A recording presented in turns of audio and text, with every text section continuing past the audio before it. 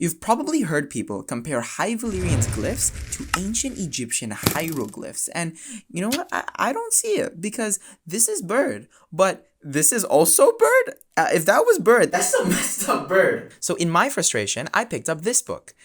That is, until I dropped it, because I realized I have no idea what it says because, ما بحكي عربي. So I went to the internet and picked up this book in its stead. And it's this book alongside a ton of High Valyrian resources that we're going to use to break down these two phrases, to see how both writing systems differ and in what ways they're similar. Ready? Okay, I hope you are, because there's a lot of stuff to get through. Let's start with the Egyptian phrase. And here is the phrase.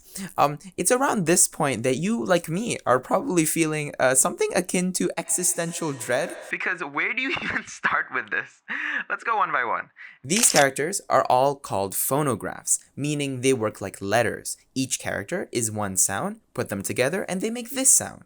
But then what's the I for? That's what's called a determinative. It's not always pronounced, but its role is to provide some extra information. Think the letter S in English. In reality, it's not only just some sound, because typically, when you stick it to the ends of words, it conveys the idea of plurality. For our phrase, though, the I isn't pronounced, and when it's combined with the upside-down blade-looking thing, it completes the meaning for the verb see. But the birds after it convey incompletion. Two birds, and this phrase means seeing, or the one who sees. One bird, and it means saw, or the one who saw. So that's one word complete. Yay, pats on the back, but only two pats, because we still have this part to get through. All these characters are phonographs that mean bovine, or more commonly referred to as a cow. This symbol, though, is a plural determinative, because it indicates the plural. But fun fact, sometimes Egyptians prefer to show the plural with these three dashes, instead of, going full artist and drawing a whole quail.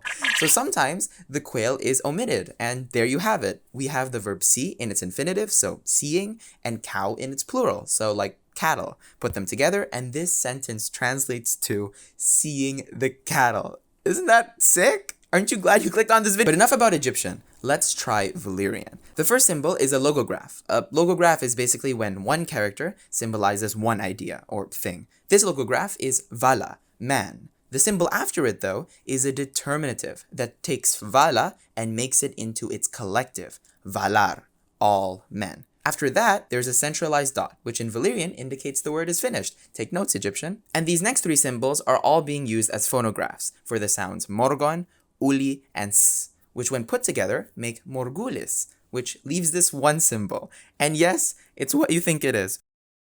But this determinative indicates a tense, more specifically the aorist tense, which is a super cool tense that we don't have in English, but it's so out of the scope of this video, so I shouldn't explain it, but it's my video, right? I can do what I want. And there you go, how both Egyptian and Valyrian actually work. And if you didn't know how they were similar or different before, just that there was some kind of similarity, now you do. So I hope you learned something.